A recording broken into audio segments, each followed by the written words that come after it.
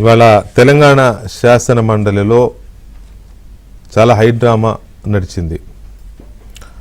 ఇక్కడ నేను high drama అనే పదం వాడడంలో కవిత గారి కన్నీళ్ళకి లేకపోతే కవిత గారి ఆవేదనకి సంబంధించింది కాదు.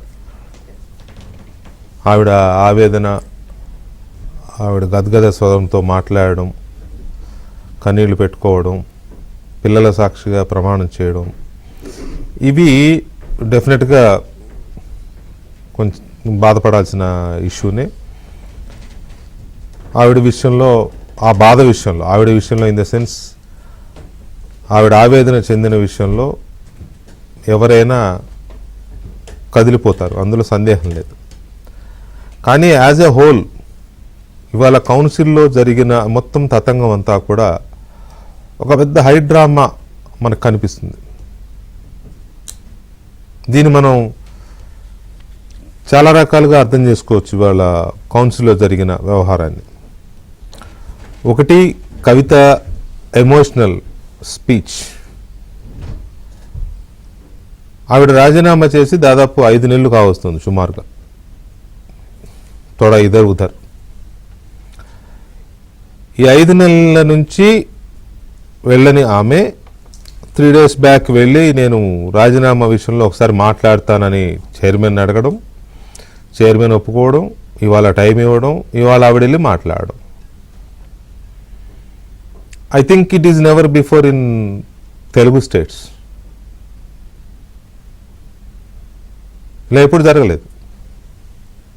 ఒక ఎమ్మెల్యే, ఒక ఎమ్మెల్సీ ఎవరైనా రాజీనామా చేసే ముందు స్పీచ్ ఇవ్వడం అనేది నాకున్న దీంట్లో, నేను కొంతమంది సీనియర్లతో కూడా మాట్లాడాను, బట్ ఇది ఎప్పుడు జరగలేదు. జరగకపోగా దీనికి ఒక ప్రెసిడెన్సీకి ఉంది ఏంటంటే, స్వయంగా ఎన్టీ రామారావుకి ఆనాటి స్పీకర్ అవకాశం ఇవ్వాల మాట్లాడడానికి. రాజీనామా చేసేటప్పుడు మాట్లాడడానికి మైక్ ఇవ్వమంటే ఇవ్వలేదు ఆయన వెళ్ళిపోయాడు హౌస్లోంచి, వెళ్ళిపోయి అసెంబ్లీ ముందు ధర్నా, ఇక అవన్నీ అదంతా అది ఇంకొక హై డ్రామా మనకు తెలిసిందే రాజకీయంగా. సో అలాంటిది కవిత గారికి అవకాశం ఇవ్వడం అనేది ఒక dramatical step in Telangana council. తర్వాత రిజిగ్నేషన్ అనేది ఏ ఎమ్మెల్యే అయినా, ఎమ్మెల్సీ అయినా, ఏ చట్టసభ సభ్యుడైనా రాజీనామా అనేది వ్యక్తిగత కారణాల రీత్యా నా శాసనసభ సభ్యత్వానికి లేదా నా శాసన మండలి సభ్యత్వానికి రాజీనామా చేస్తున్నాను, ఇట్లు భవదీయురాలు సో ఇంతే. ఇంతకు మించి ఒక్క అక్షరం, ఒక్క పదం ఎక్కువన్నా తక్కువన్నా ఆమోదించరు. ఎందుకంటే రాజీనామా అనేది పూర్తిగా స్వేచ్ఛగా తన వాలంటీర్గా చేసే ఇది తప్ప ఒత్తిళ్లకు తలొగ్గి కాదు, లేకపోతే ఏ ఇతర కారణాల వల్లనో చేస్తున్నది కాదు అని సభ లేదా శాసనసభ సభాపతి, మండలి చైర్మన్ వీళ్ళు నమ్మాలి. అందుకని అది నియమాల్లోనే ఉంటుంది, సింగిల్ లైన్ రిజిగ్నేషన్ అనేది. ఇది అందరికీ తెలిసిందే. బహుశా నాకు తెలిసి కవిత గారు కూడా అలాగే ఇచ్చి ఉంటారు రాజీనామా, ఎందుకంటే రాజీనామా ఇది బయటికి రాలేదు. కానీ ఇవాళ రాజీనామా సందర్భంగా ఆవిడ ఇచ్చిన స్పీచ్ ఏంటి? పూర్తి భావోద్వేగాలతో కూడిన ప్రసంగం. అంటే తాను ఎందుకు రాజీనామా చేస్తోంది అనడానికి చాలా కారణాలు చెప్పారు ఆమె. సింగిల్ లైన్ స్టేట్మెంట్ కాదు, లేకపోతే నేను స్వేచ్ఛగా చేస్తున్నానని కాదు. ఎవరో చేసిన కొన్ని చర్యల వల్ల నేను కలత చెందాను కాబట్టి రాజీనామా చేస్తున్నాను. అది రిజిగ్నేషన్ ఎలా అవుతుంది అసలు? It's not at all resignation as per rules. ఈ చిన్న లాజిక్ ఎలా మిస్ అయ్యారో, చైర్మన్ గారు ఎలా మిస్ అయ్యారో, కవిత గారు ఎలా మిస్ అయ్యారో నాకైతే అర్థం కాలేదు. ఈ మొత్తం ఎపిసోడ్లో మనం ఆలోచించాల్సింది, అర్థం చేసుకోవాల్సింది ఆవిడ ఆవేదనని, ఆవిడ కన్నీళ్ళని,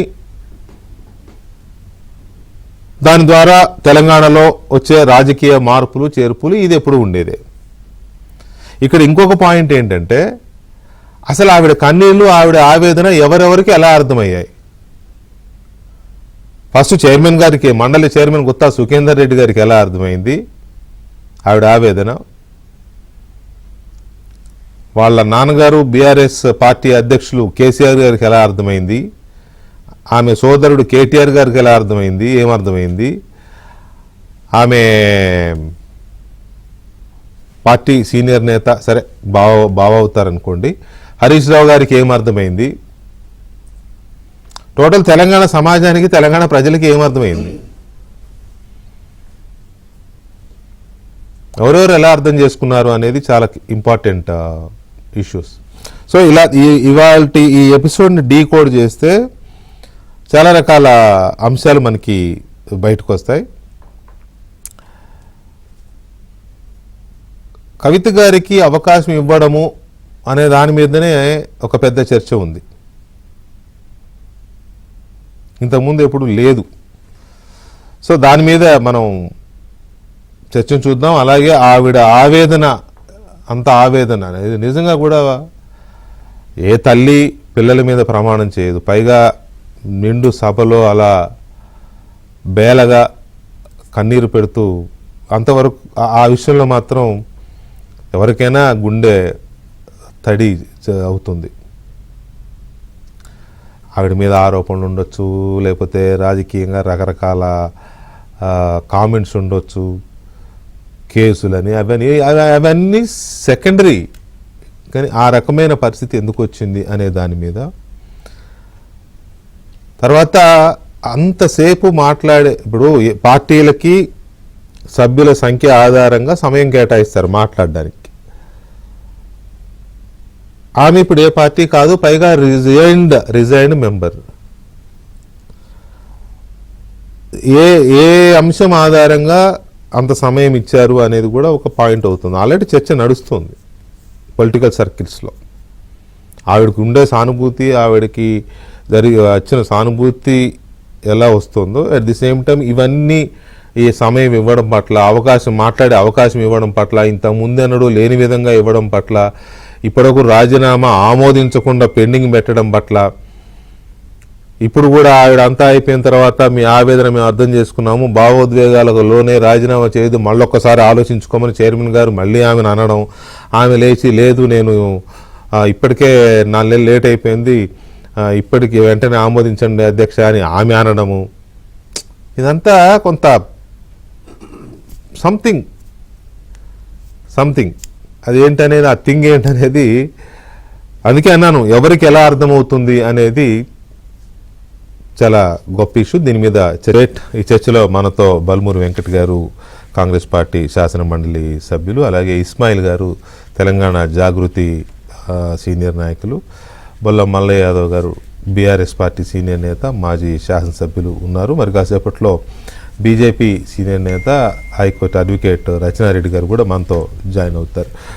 ముందుగా ఇస్మాయిల్ గారు, కవిత గారు అంటే నో డౌట్ ఆవేదన చూస్తే ఎవరికైనా కొంత ఇదవుతుంది, కానీ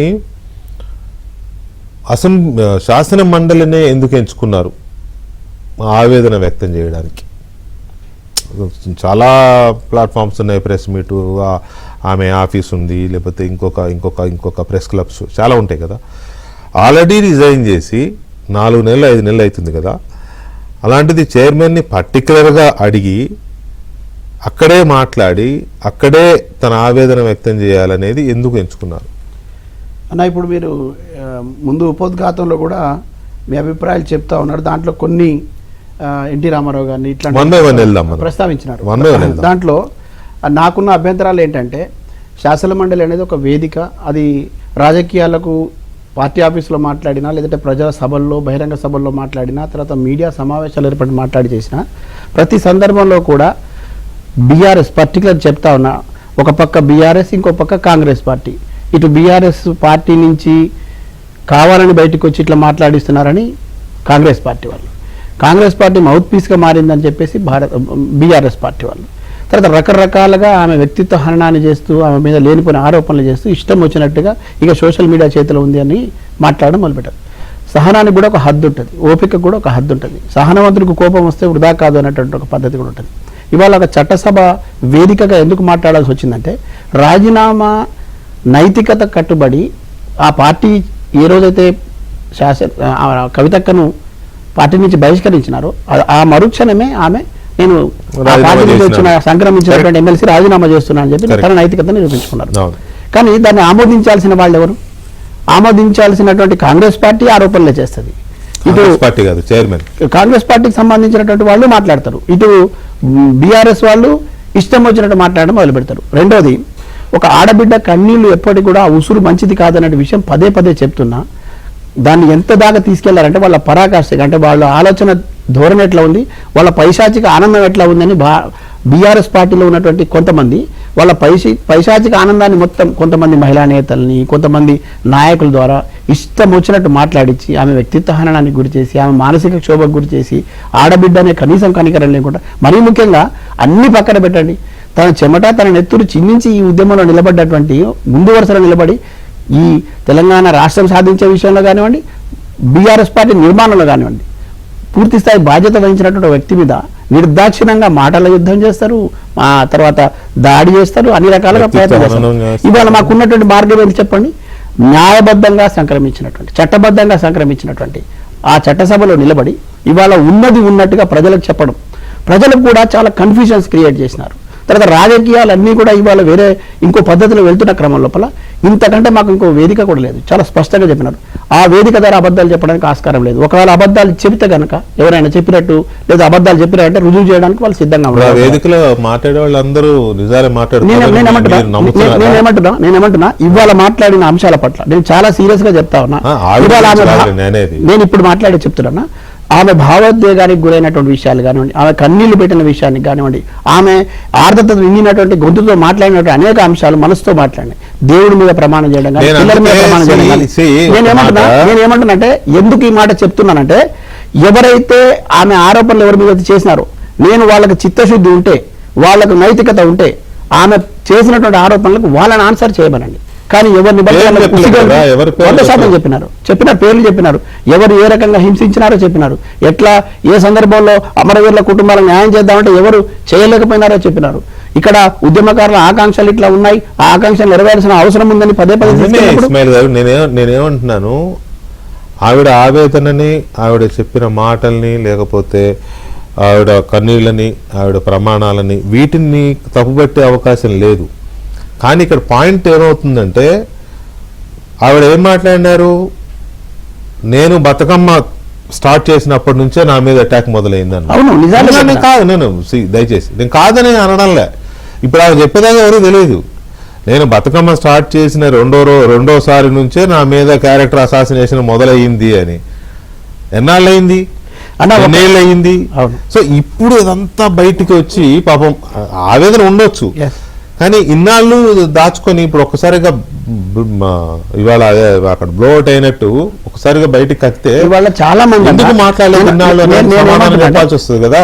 ఇప్పుడు ఈ వేదిక మీ ద్వారా మళ్ళొకసారి చెప్తా ఉన్నా, కళ్ళుండి చూడనట్టు నటించి, చెవులుండి వినపడనట్టు నటించిన వాళ్లకు గతంలో చెప్తూ వస్తున్నారు. చాలా సందర్భాల్లో మీడియాలో కూడా మాట్లాడినారు. 100% ధృతరాష్ట్ర కవులు అంటే వాళ్ళ పార్టీ అధ్యక్షులు 100%, దాంట్లో నో డౌట్ ఎట్ ఆల్. ఇవాళ మేము కుండబద్దలు కూడా చెప్తా ఉన్నాం. ఇవాళ చెప్పాల్సిన సందర్భం వచ్చింది. ఇక మాకు మేము ఇప్పుడు కవితక్క విషయంలోనే కాదు, కవితక్క ఎవరి కోసమైతే బాధపడ్డారు, ఎవరి కోసమైతే ఆలోచించినారు, ఎవరి బాగోగులు చూడాలని తను తపన పడ్డారు, వాళ్ళ గురించి వాళ్ళ మాట్లాడుతూ కన్నీరు పెట్టారు. కుటుంబం కోసం మాట్లాడలే, వ్యక్తిగతం కోసం మాట్లాడలే, లేకపోతే ఆమె రాజకీయ ప్రస్థానం గురించి మాట్లాడలే. ఆ ఆర్ద్రత ఎవరికి ఉంటది, ఆ తడి ఎవరికి ఉంటది? ఇవాళ ఈ నేలను నమ్ముకొని, ఈ నేల మీద జరిగినటువంటి అనేక ఉద్యమాలకు సంబంధించి తలుచుకొని, ఆ ఉద్యమకారులకు సంబంధించి ఆకాంక్షలు వచ్చినప్పుడు, అమరుల ఆకాంక్షలు వచ్చినప్పుడు పక్కన పెట్టి వ్యక్తిగత ప్రయోజనాల కోసం ప్రయత్నం చేసి ఆమె ప్రజల కోసం మాట్లాడడానికి వెళ్ళినప్పుడు కనీసం సమయంలోని పరిస్థితి తీసుకొచ్చిన వాళ్ళు ఇవాళ ఇంకా ఏమంటారు, ఒక పైశాచిక ఆనందం పొందే పద్ధతిలో చేస్తూ ఉంటే అనేక రకాల మార్గాలు, అనేక పద్ధతులు ఇప్పటికీ వాళ్ళకి చెప్పడానికి ప్రయత్నం చేసాం, ప్రజలకు చెప్పడానికి కూడా ప్రయత్నం చేసాం. ప్రజలకు విజ్ఞత కలిగినటువంటి ప్రజలకు చెప్పడానికి ఒక వేదిక ఇది ఇంతకంటే ఇది. రెండోది ఏమిటంటే, మీడియాలో మాట్లాడినా, బహిరంగ సభల్లో మాట్లాడినా, లేదంటే ఇక్కడ చిట్చాట్లో మాట్లాడినా కూడా దానికి శాంటిటీ అంతగా ఉండే అవకాశం లేదు. రెండోది రికార్డ్ అయ్యే అవకాశం కూడా లేదు. ప్రజలకు కూడా తప్పుడుగా కట్ చేసి పంపించేటువంటి పరిస్థితి. కానీ ఇవాళ ఆ వేదిక అక్కడే కదా, ఇప్పుడు ఆ వేదిక ద్వారా శాసన మండలిలో ఆవిడ మాట్లాడిన మాటలేంటి అనే దానికంటే, ఆ మాట్లాడడానికి అవకాశం ఇచ్చిన చైర్మన్ గారి విచక్షణ అధికారాలపైన చర్చ జరుగుతోంది. సభలో ఇలాంటి ఇవి కూడా మాట్లాడొచ్చా, రాజీనామా చేసిపోయే వాళ్ళు తప్పులు ఒప్పులు కాదు, నియమావళి ఉంటుంది. నియమావళికి అనుగుణంగానే మాట్లాడారు ఉండొచ్చు. ఆవిడ ఏదో ఒక సెక్షన్ కోట్ చేశారు. ఆ సెక్షన్ ప్రకారం ఏంటి అంటే ప్రజా సమస్యలు లేకపోతే సామాజిక సమస్యలు మాట్లాడాలి. ఒక పార్టీ యొక్క అంతర్గత వ్యవహారాన్ని, పార్టీలో అంతర్యుద్ధాన్ని ఫర్ దట్ మ్యాటర్ ఇంకా మాట్లాడితే, లేదా ఒక కుటుంబ అంశాలని సుదీర్ఘంగా అక్కడ ఏకరువు పెట్టే పరిస్థితిని మామూలుగా అయితే మైక్ ఆఫ్ చేస్తారు, రికార్డు నుంచి తొలగిస్తామంటారు. దయచేసి లెట్ మీ. కానీ ఎందుకు అంత కన్సిడర్ చేశారు, ఎందుకంత అవకాశం ఇచ్చారనే దగ్గర మాత్రం కొన్ని సందేహాలు బీఆర్ఎస్ వైపు నుంచి వ్యక్తమవుతా ఉన్నాయి, కాంగ్రెస్ లోనూ ఉన్నాయి, సొసైటీలోనూ ఉన్నాయి. ఒక్క నిమిషం. మల్ల యాదవ్ గారు నమస్కారం. మల్ల యాదవ్ గారు హలో, వినపడుతుందా మల్ల యాదవ్ గారు? సార్ వినిపిస్తుందా? నాకు వినపడుతుంది. వికే గారు నాకు వినపడుతుంది, మీకు వినపడుతుందా? వాయిస్ బ్రేక్ అవుతుందండి. సరే, మళ్ళీ కలుపుతారు మా వాళ్ళు ఈ లోపు. ఇప్పుడు క్లియర్ గా ఉందా? ఓకే. ఇప్పుడు కవిత గారు ఇవాళ శాసన మండలిలో మాట్లాడిన మాటలు గాని, లేకపోతే ఆమెకు మాట్లాడే అవకాశం ఇచ్చిన తీరు గాని మీ పార్టీ ఎలా అర్థం చేసుకుంటుంది? మీలాంటి వాళ్ళు, ఎందుకంటే మీరు ఎమ్మెల్యే కూడా చేశారు కాబట్టి ప్రొసీడింగ్స్ మీద కొంత అవగాహన ఉంటుంది, మీకు ఎలా అర్థం చేసుకుంటున్నారు మీరు? సార్, సహజంగా మీరు మొదటే చెప్పారు, సహజంగా కౌన్సిల్లో గాని అసెంబ్లీలో గాని జరిగే ఏ చర్చ అయినా సమస్యల మీద గాని చట్టాల మీద గాని ఉంటది, రాజకీయాల మీద ఉండదు. కానీ ఇవాళ రాజకీయాలకి కేంద్రంగా పాపం తోబుట్టు లాంటి ఆడపడిచే కవిత గారు, కానీ మాట్లాడిన తీరు మాత్రం రాజకీయాల కోసము, వారికి ఉన్న వ్యక్తిగత అభిప్రాయాన్ని రాజకీయాలుగానే మాట్లాడేది. దాన్ని అనుమతించిన మరి చైర్మన్ గారు సుఖేందర్ రెడ్డి గారు ఏ ఉద్దేశమో, లేకపోతే ప్రభుత్వానికి ఏ దానికి కారణమో తెలియదు. కానీ ఈరోజు చట్టసభలలో అంత అమూల్యమైన సమయాన్ని రాజకీయాలకు అవకాశం ఇవ్వాల్సిన అవసరం లేదు. సరే, వారికి ఆవేదన ఉంది, రాజకీయాలలో నష్టం జరిగిందనో వివక్ష జరిగిందనో ఇంకోటి ఉండదు. కానీ రాజకీయాలలో వివక్ష లేని ఎవరికి? పార్టీ పెట్టిన ఇందిరాగాంధీనే కాదన్నారు కదా. పార్టీ పెట్టిన నెహ్రూ వారసురాలుగా, ఫిరోజ్ గాంధీ వారసురాలుగా, అన్ని వారసురాలుగా వచ్చిన ఇందిరాగాంధీనే నీది పార్టీ కాదని చెప్పేసి సంజయ్ రెడ్డి వాళ్ళు బయటికి, బ్రహ్మానంద రెడ్డి వాళ్ళు బయటకు వెళ్ళగొట్టారు. పార్టీ పెట్టిన రామారావుని అనతి కాలంలోనే బయటకు వెళ్ళగొట్టారు. సో రకరకాల కారణాల వల్ల రాజకీయాలలో అంతర్గత పోరు అనేది సహజంగా జరిగే ప్రక్రియ. అది కుటుంబంలో జరుగుతుంది, రాజకీయ పార్టీలో కూడా జరుగుతుంది. రేపు ఇంకెక్కడన్నా ఏ రాజకీయ పార్టీలో వారు ఉండాలన్నా, ఇవ్వడాలన్నా తప్పకుండా ఇటువంటి వివక్ష ఉంటూనే ఉంటది. వారికి ఇంతో అంతో గౌరవం, గుర్తింపు వచ్చింది అని అంటే ఇది వారి కుటుంబానికి సంబంధించిన కుటుంబ సభ్యురాలుగా, వారి వారసురాలుగా, వారి సంతతికి, కేసీఆర్ గారి సంతతికి సంబంధించిన వారిగా ఇంకా కొద్ది ప్రాధాన్యత ప్రజలలో వారికి ఎక్కువ ఉంది.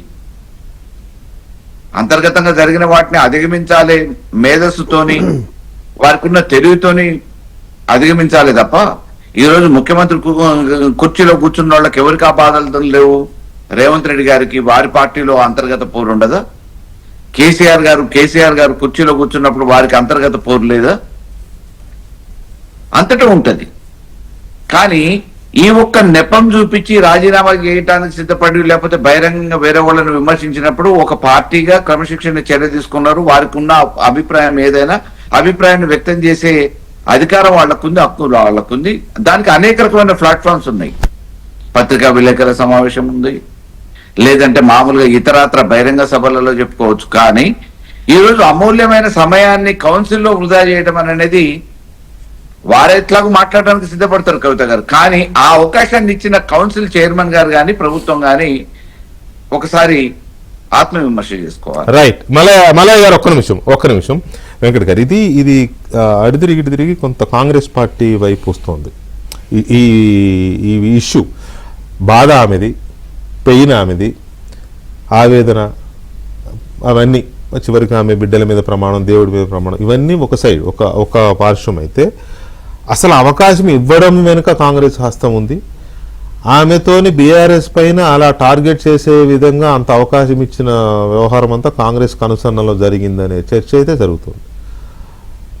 అధికారంలో ఉన్నారు కాబట్టి. ఒకటి ముందు ప్యానల్ మెంబర్స్ అందరికి కూడా, మీకు అందరికీ వెరీ గుడ్ ఈవినింగ్. సరే, రాజకీయ పరంగా వారు మాట్లాడిన విషయాలపైన రాజకీయ పరంగా బీఆర్ఎస్ పార్టీ వాళ్ళు దాన్ని తప్పించుకోనికి కాంగ్రెస్ పార్టీ పైన నెపం నెట్టేసి ఆ రకంగా చర్చ పెట్టడం అది సర్వసాధారణం. అంటే ఎవరైనా కూడా అధికారంలో ఉన్న పైన వేసేస్తారు, అంటే ఏం రీజన్స్ డైవర్షన్ చేయడానికి, అది జనరల్గా చేసేది అది చేస్తారు. ఇంకోటి అంటే నేను దాదాపు 2 సంవత్సరాలు 2 years కంప్లీట్ ఎమ్మెల్సీగా నేను ఇలా కౌన్సిల్లో నేను కూడా ఉన్నాను కాబట్టి ఇవ్వకూడదు అనేది ఎక్కడ కూడా అది కంప్లీట్ గా చైర్మన్ గారి డిస్క్రిటరీ పవర్, అది వారి డెసిషన్ తీసుకొని డిపెండ్స్ అపాన్ చైర్మన్ గారు తీసుకునే డెసిషన్ పైన ఉంటది.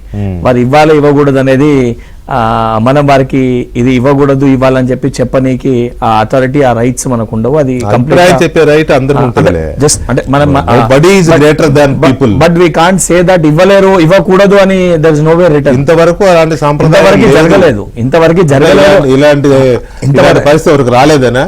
తెలంగాణ రాష్ట్రం మనకి ఏర్పడ్డాక నిజంగా అంటే తను సుఖేందర్ రెడ్డి గారు ఇచ్చిన అవకాశం ముందు ఏమైందంటే రాజీనామా చేసే ప్రతి వ్యక్తి మాట్లాడితే నాకు అరగంట ఇన్ని రోజులు తను చేసిన అలిగేషన్స్ అనేవి ఆన్ రికార్డ్ లో లేకుండే, కానీ ఇవాళ స్పెసిఫిక్ గా 2 అలిగేషన్స్ తను చేసింది. అంటే నేను తను మాట్లాడిన మాటలు మొత్తం విన్నాను వారివి. సిరిసిల్ల కలెక్టరేట్, సిద్దిపేట కలెక్టరేట్ నిర్మాణంలో చాలా అవకతవకలు జరిగినాయి. దాని తర్వాత పరిస్థితి ఏంటంటే చాలా సీరియస్ అలిగేషన్ చేశారు. సో నేను దానిపైన చర్చ పెట్టే ముందు మన ఏబిఎన్ ఛానల్ ద్వారా నేను కవిత గారికి కూడా రిక్వెస్ట్ చేస్తున్నా. ఎందుకంటే ఆన్ రికార్డ్ వారు ఒక సభలో ఆరోపణలు చేశారు కాబట్టి ఈ రోజు ఆధారాలు ఎవిడెన్స్ ఏవైతున్నాయో ప్రభుత్వానికి సమర్పిస్తే దానిపైన ఎంక్వైరీ చేసి కూడా నిజంగా తప్పు ఎవరు చేసిరో వాళ్ళపైన చర్యలు తీసుకొని ప్రజా డబ్బుని తిరిగి తీసుకురానికి ప్రజా ప్రభుత్వం, మా ముఖ్యమంత్రి గారు మేము సిద్ధంగా ఉన్నాం. ఆధారాలు ఎందుకు? సభలోనే statement recorded, what evidences if she has, ఎక్కడ తప్పులు జరిగిన అక్రమాలు జరిగిన ఇన్వెస్టిగేషన్ సంబంధించి ఎవిడెన్సెస్ ఇస్తే ఇంకా ఈజీగా అవుతుంది అనేది. అంటే ఆన్ రికార్డ్ వారు మాట్లాడారు కాబట్టి సరే మీడియాలో అంటే ఇది మాట్లాడడం అది మాట్లాడడం అని మార్చి వస్తుంది. మీరు అన్నట్టు ఆన్ రికార్డ్ లో మాట్లాడారు కాబట్టి ప్రతి ఒక్కటి కూడా ఆన్ రికార్డ్ ఉంటుంది. So that can be considered and 100%. కానీ దాంతో పాటు ఎవిడెన్సెస్ వారి దగ్గర ఏమన్నా ఉంటే ఇస్తే ఇన్వెస్టిగేషన్ కి ఇంకా ఈజీ అవుతుంది అనేది. సెకండ్ ఆస్పెక్ట్, వారు మాట్లాడిన సందర్భాల్లో కాంగ్రెస్ పార్టీని కూడా ఉద్దేశించి 1-2 మాటలు ఇప్పుడు బీజేపీని కూడా అన్నారు, 1-2 మాటలు వారందరినీ కూడా ఉద్దేశించి మాట్లాడినారు. సార్ నిజంగానే ఆ స్క్రిప్ట్ ఇచ్చి మాట్లాడిచ్చే ఆ పరిస్థితి సింపుల్. కవిత గారికి స్క్రిప్ట్ ఇస్తారని ఎవరు అనుకోవాల్సిన అవసరం లేదు, ఎందుకంటే ఆమె ఆరేషన్ స్కిల్స్ కి స్క్రిప్ట్ అవసరం లేదు. అంటే ఆల్రెడీ దీనిపైన అది అయినప్పటికెళ్ళి ఏదైతే బీఆర్ఎస్ పార్టీ నాయకులు మాట్లాడుతున్న సందర్భాలను ఉద్దేశించి నేను చెప్తున్నాను. ఏదైతే మీరు చర్చలో మనం మాట్లాడుతున్నామో పదే దాన్ని ఉద్దేశించి మొదట దానిపైన మాట్లాడలేదు, దాని తర్వాత ఇది కాంగ్రెస్ వాళ్ళే చేయించదు అనేది మీరు అన్నట్టు కంప్లీట్ రేవంత్ రెడ్డి డ్రైవ్ చేస్తారు మొదటి నుంచి ఇష్యూస్ పెట్టిందో ఇన్ని రోజులు ఏదైతే మేము అలిగేషన్స్ చేస్తుండేనో బీఆర్ఎస్ పార్టీ 10 ఏళ్లలో అందరం కూడా అంటే మీడియా పరంగా అందరం కూడా ఏదైతే అక్రమాలు జరిగినాయని ఆరోపణలు చేస్తున్నాం, స్వయంగా వారి కుటుంబంలో ఒక కుటుంబ సభ్యురాలు బయటకు వచ్చి మాట్లాడింది వాళ్ళ వాటిపైన. That is a serious issue. వీటికంటే కూడా ఎట్లయింది ఏమైంది ఇయ్యొచ్చా ఇయ్యరా రాదానికంటే కూడా నిజంగా కుటుంబంలో ఉన్న సొంత బిడ్డనే ఈ రోజు బయటకు వచ్చి ఒక మాట తను వాడింది. అది మన దగ్గర అంటే తెలంగాణ ప్రాంతంలో పీకి కట్టెలు కట్టిర్రు అని చెప్పి అది చాలా పెద్ద సభలో వాడిండ్రు ఆ మాట. సో వాటిని కన్సిడర్ చేసి అంత సీరియస్ అలిగేషన్స్ వారు చేసినప్పుడు నిజంగా ఎవరిపైతే అలిగేషన్ చేసిర్రో డైరెక్ట్ గా కేసీఆర్ గారిని అన్నారు వాళ్ళు. సరే ఇన్ని రోజులు ఎప్పుడు కేసీఆర్ గారిని ఉద్దేశించి వారు మాట్లాడలేదు, కానీ ఇలా డైరెక్ట్ గా కేసీఆర్ గారిని ఉద్దేశించి అన్నారు ఆ మాట. ఇక్కడ ఏం చేస్తామని చెప్పి మీరు బీఆర్ఎస్ చేస్తున్నారు, టీఆర్ఎస్ మార్చి అంటే that's direct attack on KCR గారు. సో ఉన్నప్పుడు నిజంగా ప్రజాక్షేత్రంలో ఉన్నారు, వారు ఎమ్మెల్యేగా ఉన్నారు, హరీష్ రావు గారు ఎమ్మెల్యేగా ఉన్నారు, కేటీఆర్ గారు ఎమ్మెల్యేగా ఉన్నారు. నిజంగా వారు బయటకు వచ్చి సమాధానం చెప్పాలి ముందు అలిగేషన్స్ కి.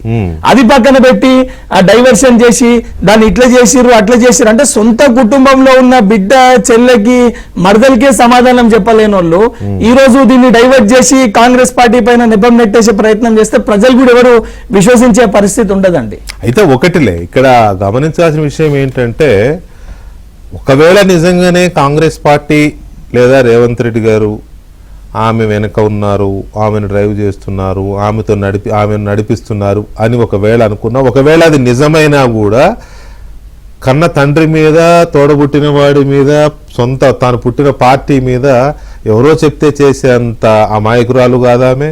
వెల్ ఎడ్యుకేటెడ్, రాజకీయాలు తెలిసిన ఆమె. కాంగ్రెస్ పార్టీ రాజకీయపరమైన స్వార్థంతో ఏమో చేయడం తప్పేం కూడా కాదు. రాజకీయాల్లో కోర్టు ఆపరేషన్ జరుగుతూ ఉంటే అట్లాగే ఇట్లాంటివి కూడా జరగవచ్చు. కానీ ఆమెకుండే క్యారెక్టర్ ఆమెకు ఉంటుంది కదా. రేవంత్ రెడ్డి నడిపిస్తే కన్న తండ్రిని ధృతరాష్ట్రుడు అనే స్థాయికి వెళ్ళిపోతారా? నేను చిన్న బ్రేక్ తీసుకున్నా. అనే స్థాయికి వెళ్ళరు కదా. సో కాంగ్రెస్ పార్టీ నడిపించేది నిజమైనా కూడా అందువల్ల కవిత అలా మాట్లాడుతున్నారు అనేది తప్పు అవుతుందేమో అని నేను అనుకుంటున్నా. రచనారెడ్డి గారు నమస్తే. నమస్తే అండి, అందరికీ నమస్కారం అండి. నమస్కారం. రచనారెడ్డి గారు, ఒక సభ్యుడి రాజీనామాని ఆమోదించకపోవడం maybe speaker or chairman's discretionary powers as per rules. కానీ Shrimant Balasaheb Patil versus Karnataka legislative assembly కేసులో సుప్రీంకోర్టు ఇచ్చిన జడ్జిమెంట్, ఆఫ్ కోర్స్ మీరు లాయర్, మీకు నేను చెప్పవసరం లేదు. A member of the legislature is vested with the sole prerogative to determine whether or not to continue in his office. అది ఆ సభ్యుడి యొక్క పూర్తి ఇష్టం. A member who seeks to resign cannot be compelled to continue in office. Cannot to compel. Yes. బలవంతం చేయొద్దు, నువ్వు వెళ్ళిపోతానంటే ఉండు అని బలవంతం చేయొద్దు. బహుశా ఇవాళ జరిగింది అదే అనుకుంటా. A resignation is required to be accepted by the speaker or the chairman as the case may be. So ఈ ఓవరాల్ ఇదంతా చూసినప్పుడు ఆవిడ 5 నెలల క్రితం రిజిగ్నేషన్ ఇచ్చారండి. అవునండి. As per my best of my knowledge వాళ్ళు ఇక్కడ మన వాళ్ళు చెప్తున్న దాని ప్రకారం కూడా ఆమె సింగిల్ లైన్ లోనే ఇచ్చారు. నో డీవియేషన్స్ వర్ దేర్ కదా. అలాంటప్పుడు ఆపి ఇవాళ ఆమెకు మాట్లాడే అవకాశం వచ్చింది. ఆ రోజు యాక్సెప్ట్ చేసి ఉంటే ఇది రాదు. ఇవాళ ఏం మాట్లాడారు అనేది అది సెకండరీ. అసలు ఈ అవకాశం వచ్చేదాకా ఎందుకు వచ్చిందనే దాని మీద మీ అబ్జర్వేషన్ ఏంటి? అయితే సార్, మీరు ఇక్కడ 2 డిస్క్రిషన్స్ గురించి మాట్లాడారు. I disagree with you respectfully on that. Please. Discretion only disqualification decide చేసే దాని మీద ఉంటది. ఓకే. డిస్క్వాలిఫికేషన్ అంటే ఇప్పుడు ఉన్న వాళ్ళు సెలెక్టివ్లీ ఓ ఇద్దరిని లేదు వీళ్ళు ఇది చేయలేరు, కండువా ఇంకా ఫోటోలు పనికిరావు, తర్వాత చూసుకుందాం. మెయిన్ వాళ్ళ వైప్ ఇంకా స్పీకర్ వెళ్ళలేరు after supreme court direction also. Disqualification ఇయాల్నా వద్దా 2 జ్యుడిషియల్ రివ్యూకి పరిమితిలోనే ఉంటాయి. అది స్పీకర్ లేకపోతే ఇక్కడ చైర్మన్ డిస్క్రెషన్. కానీ సింగిల్ లైన్ రెసిగ్నేషన్ ఇన్ఫార్మ్ దాంట్లో డిస్క్రెషన్ కి అసలు ఎటువంటి ప్లేస్ ఉండదండి. ఇట్ షుడ్ బి యాక్సెప్టెడ్ అంతే. ఫ్రమ్ ద డే యాక్సెప్టెడ్ కూడా కాదు. యాక్సెప్టెడ్ అంటే మనం మళ్ళీ డిస్క్రెషన్ తెస్తున్నాం. రిజైన్ చేసిండ్రు అంటే ఆ మూమెంట్ నుంచి he or she is not a member of the council or the assembly or the houses of the parliament. Correct. So Kavita garu 5 months kinda ye date రోజు అయితే ఆ single line resignation in form ఇచ్చిండ్రో ఆ రోజే she stopped being a member of the council. దీనికి acceptance reject ఏమీ లేదు. ఈ రోజు తను కౌన్సిల్లోకి రావడము, కౌన్సిల్లో మాట్లాడే అవకాశం ఇవ్వడము, ఇవన్నీ ఇర్రెగ్యులారిటీస్ అండ్ ఇల్లీగాలిటీసే. సో అందుకని యాజ్ అ ఉమెన్ నేను I understand family problems, I understand problems of big political families. నేను ఆమె మనస్తత్వాన్ని లేకపోతే ఆమె బాధను లేకపోతే ఇంకో దాన్ని నేను అసలు ఐఎమ్ నాట్ క్వశ్చనింగ్ దట్, ఎందుకంటే I'm not concern with that. అసలు ఇవాళ ఆమె కౌన్సిల్ కి ఆమె రిజైన్ చేసింది. సో కౌన్సిల్ కి ఎందుకు వచ్చింది? కౌన్సిల్ కి వచ్చినప్పుడు ఈ బిజినెస్ ఆఫ్ ద గవర్నమెంట్ అంటాం, బిజినెస్ ఆఫ్ ద గవర్నమెంట్ ని వదిలేసి దాంట్లో కూడా కాంగ్రెస్ ప్యానలిస్ట్ అన్నారు discretion of the chairman. No, it's not the discretion of the chairman. The chairman or the speaker of the assembly has to and absolutely has to only talk or allow debates and discussions and question and answers about business of the house. ante council అయినా assembly అయినా ఏ house అయినా మన family private లాండ్రీనో లేకపోతే controversies discuss చేసే place కాదు. So అందుకని although నేను కవిత గారు ఎక్కడి నుంచి వస్తున్నారు అంటే ఆమె మెంటల్ ఆర్ ఎమోషనల్ స్టేటస్ గురించి నేను మాట్లాడదలుచుకోలేను. బట్ ఆమెకు కావాల్సుకొని ఆ కౌన్సిల్ లోకి రానిచ్చి ఈ అవకాశం ఇవ్వడము lock, stock and barrel. It's been completely scripted and screen played by the Congress party. Ya, absolutely. ఎందుకంటే వీళ్ళకు పాలమూరు రంగారెడ్డి ఇరిగేషన్ ప్రాజెక్ట్స్ నుంచి ఈ హోలీ స్టార్ట్ అయింది. I been following the assembly for some time in the last few days, not all days but few days. Irrigation projects మీద రేవంత్ రెడ్డి గారు అనుకుంటా ఇష్టం వచ్చినట్టు మాట్లాడడము, ఇష్టం వచ్చినట్టు అబ్యూజివ్ లాంగ్వేజ్ లో మాట్లాడడము. ఆ abusive language Telugu media, Hindi media, English media, అంతా నేషనల్ మీడియా ఇక్కడ ఏమవుతుందంటే రచనారెడ్డి గారు, సో నేను ఒక్క నిమిషం completed what I'm trying to say is that ఆ డిబేట్, ఆ irrigation water and sharing of water debate discussion నుంచి బిజినెస్ ఆఫ్ ద స్టేట్ నుంచి మన దృష్టిని డైవర్ట్ చేయడానికే ఈ రోజు కౌన్సిల్ లో ఈ స్క్రిప్ట్ స్క్రీన్ ప్లే జరిగింది అని నేను ఖరాఖండిగా అంటున్నాను. ఓకే, పోనీ ఇప్పుడు రాజకీయాల్లో డైవర్షన్స్ ఇటువంటివి చాలా సహజంగా జరుగుతూ ఉంటాయి. ఏ పార్టీ అయినా ఎవరైనా డైవర్షన్ పాలిటిక్స్ చేస్తూ ఉంటారు. దాన్ని మనం పెద్దగా భూతద్దంలోంచి చూడాల్సిన అవసరం లేదేమో నేను అనుకుంటున్నా. కాకపోతే ఇక్కడ కవిత గారికి స్క్రిప్ట్ ఇవ్వాల్సిన పరిస్థితి అయితే ఉండదు. నేను ఇందాక కూడా చెప్పాను, ఆమెకున్న ఆరేషన్ ఇది కానీ ఆ స్పాంటేనిటీ కానీ ఇవన్నీ కూడా ఆమెకి స్క్రిప్ట్ ఒకటి ఇవ్వాల్సిన మీరు ఇంకెవరో ఇవ్వాల్సిన అవసరం లేదు. షీ కెన్ స్పీక్ కదా. కాకపోతే ప్రాబ్లం ఏంటంటే ఇప్పుడే నాకు ఒక పెద్ద ఆయన పెట్టినారు, తరిమల నాగిరెడ్డి గారు ఎమ్మెల్యేగా రిజిగ్నేషన్ చేస్తూ ఫ్లోర్ ఆఫ్ ది హౌస్ లోనే స్టేట్మెంట్ చేసి రిజిగ్నేషన్ చేశారంట. అప్పట్లో చాలా పాత రోజు, ఏది నీతి, నిజాయితీ, ప్రజాస్వామ్యం, రాజనీతి ఇవన్నీ బతుకున్న రోజుల సంగతి. ఇది ఇప్పుడు కాదు, ఇప్పుడు అన్ని చచ్చిపోయిన పరిస్థితి కదా. అండ్ 79లో Gokar Ramaswamy as a fisheries minister with the చెన్నారెడ్డిజీ cabinet speaker allowed critic statement floor of the house and resigned from the cabinet. సరే, ఇది నేను చొరవ తీసుకుని పెట్టిన సీనియర్ మోస్ట్ పొలిటీషియన్, ఆయన పేరు కూడా చెప్తాను, గోనె ప్రకాష్ రావు గారు. గోనె ప్రకాష్ రావు గారు ఆయన ఒక ఎన్సైక్లోపీడియా.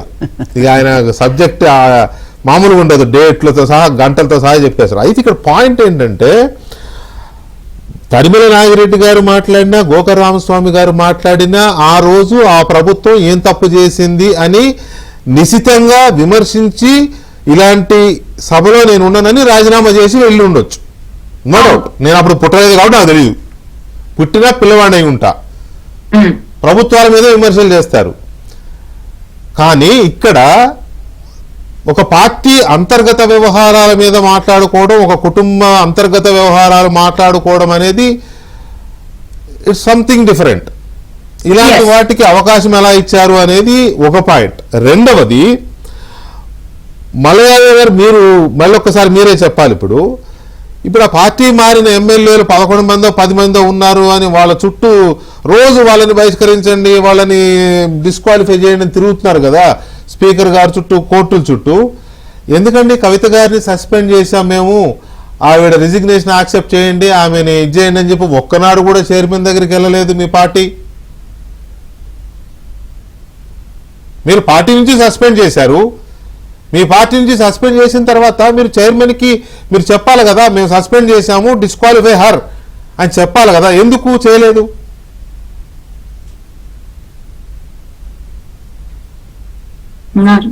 మల్ల యాదవ్ గారు మీ వాయిస్ బ్రేక్ అవుతుంది సార్ నాకు, అంటే మామూలుగా బ్రేక్ అవుతూ వస్తుంది. అయితే మేము ఆల్రెడీ పార్టీ నుంచి సస్పెండ్ చేసిన తర్వాత మేము ఎమ్మెల్సీగా సస్పెండ్ ఏం చేయలేదు. మా పార్టీ ద్వారా సంక్రమించిన ఆ పదవికి నైతిక బాధ్యత వహించి రాజీనామా చేస్తానని చెప్పేసి వారు చేసేది. తప్పకుండా కాంగ్రెస్ పార్టీ ఫార్మెట్ లో, స్పీకర్ ఫార్మెట్ లో చేశారు కాబట్టి చేస్తారని భావించి మేము ఆటోమేటిక్ గా స్పీకర్ ఫార్మెట్ లోనే చేసిరు కదా, ఏదో యాదృచ్ఛికంగానో లేకపోతే ఇంకో రకంగానో కేవలం రాజకీయాల కోసం చేయలేదు కాబట్టి నైతిక బాధ్యత వహించి స్పీకర్ ఫార్మెట్ లో నేను రాజీనామా చేస్తున్నా, ఈ పార్టీ వల్ల సంక్రమించిన ఈ పదవి నాకు అవసరం లేదని చెప్పారు కాబట్టి సహజంగానే వారు ప్రతిపక్ష పార్టీకి సంబంధించిన కౌన్సిల్ మెంబర్ కాబట్టి యాక్సెప్ట్ చేస్తారనుకున్నాం. మరి వారు ఏ స్వలాభం కోసం చేయలేదు కదా. ఇప్పుడు మీరు అనుకున్నారండి, మీరు అనుకున్నారు, ఏమనుకున్నారు, చేస్తారు కదా అనుకున్నారు, కానీ చేయలేదు. ఎలా చేయలేదు? మీరు ఇక్కడైతే ఎలాగైతే డిస్క్వాలిఫై చేస్తారు 10 మందిని అనుకున్నారు, చేయలేదు కదా.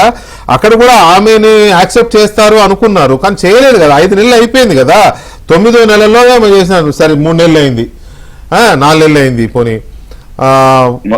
చేయలేదు కదా. మరి చేయనప్పుడైనా మీ పార్టీ మనం సస్పెండ్ చేసిన ఆమెను ఇంకా కొనసాగిస్తున్నారు వీళ్ళని ఎంట పడాలి కదా. అంటే వారు కూడా రావట్లేదు కదా కౌన్సిల్ కి అటెండ్ కావటం కానీ, రాజీనామా చేసిన తర్వాత కౌన్సిల్ ఏర్పాటు చేసినప్పుడు సమావేశాలలో పార్టిసిపేట్ మన చైర్మన్ కలిసి నాకు మాట్లాడే అవకాశం ఇవ్వాలి అన్నప్పుడైనా మీరు అడగాలి కదా, ఎట్లా అవకాశం ఇస్తారా, రాజీనామా చేసిందని అడగాలి కదా.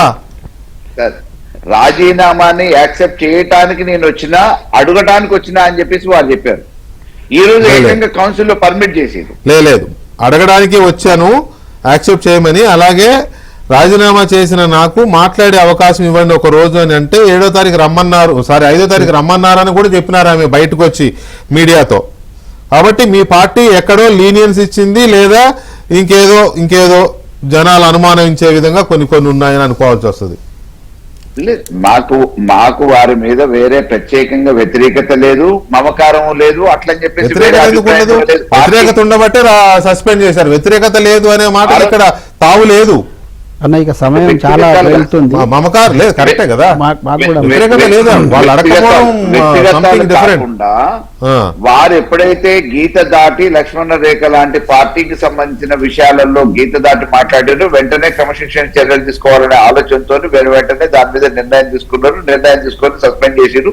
సంక్రమించిన పదవి నాకు వద్దని అనుకున్నారు. అసెంబ్లీ కౌన్సిల్లో స్పీకర్ ఫార్మెట్ లో చేశారు కాబట్టి యాక్సెప్ట్ చేస్తారని అనుకున్నారు. మొన్న పోయినప్పుడు కూడా మామూలుగా నా రాజీనామాని అంగీకరించాలనుకుంటారు, మళ్ళా అనుకోవడానికి అవకాశమే లేదు. మీరు ఆమెని ఈమె పార్టీ వ్యతిరేక కార్యకలాపాలకు ఇస్మాయిల్ గారు పార్టీ వ్యతిరేక కార్యకలాపాలకు పాల్పడుతోంది అనే కదా సస్పెండ్ చేసినారు. సస్పెండ్ చేస్తే ఆ పార్టీ నన్ను సస్పెండ్ చేసిన తర్వాత నైతికంగా నాకు ఆ పార్టీ ఇచ్చే పదవి కూడా నాకు వద్దని ఆమె రాజీనామా చేసినారు. రాజీనామా కూడా సింగిల్ లైన్ చేసినారు. To the chairman Telangana legislative council Hyderabad. Sir ఇది డేట్ కూడా సెప్టెంబర్ 3rd అండి. Sir I here by tender my resignation of my seat in the house with effect from 3/9/25. Single line అంటే సింగిల్ లైన్, వెరీ ఫార్మల్. మరి దీన్ని ఎందుకు ఇన్ని రోజులు accept చేయలేదు అనేది ఒక పాయింట్. నేను చెప్పండి, మీరే చెప్పండి. రెండో పాయింట్ ఏంటంటే వారు రిజిగ్నేషన్ చేసిన తర్వాత ఇదే ఫస్ట్ సెషన్, ఈ సెషన్ వరకు ఆమోదించలేదు. అంతకుమించి నేను పొడిగించను. నేను కూడా ఇప్పుడు మిత్రులు బొల్ల మల్లన్న మాట్లాడినట్టు, మిగతా వాళ్ళు మాట్లాడినట్టు వాటికి రాజకీయాల జోలికి వెళ్ళను. మాకున్నది ఒకే ఒక లక్ష్యం, మాకు ఈ రాజకీయాల కంటే కూడా ఈ ప్రజాక్షేత్రంలో నిలబడి రాజకీయ పార్టీ ఈ రకమైన రాజకీయాలు కాదు, ప్రజల వైపు నిలబడి ప్రజలకు ఉపయోగకరమైన రాజకీయాలు చేయదలుచుకుంటారు.